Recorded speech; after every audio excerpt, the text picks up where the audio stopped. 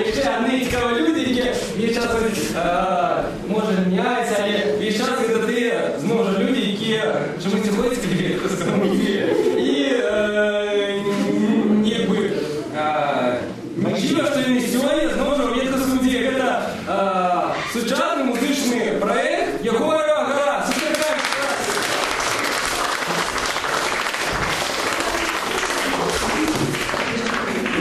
Мы являющую программу смотрим. Это больше-таки акустичный вариант моего проекта, потому что есть еще другая сторонка творчества. И Евы последует ситуация другого. Ну а сегодня первая песня «Разбушинтика, ветры буйные».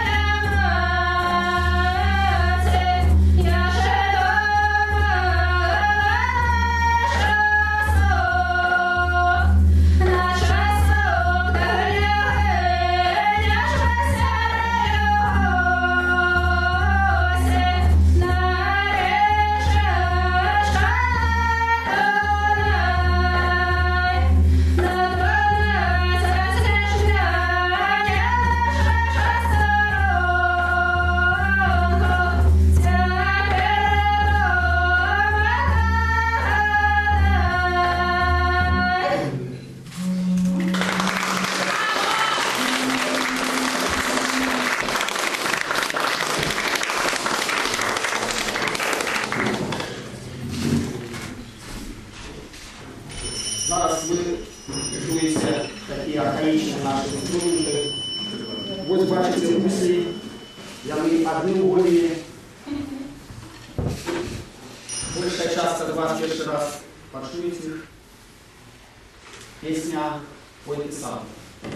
Thank you.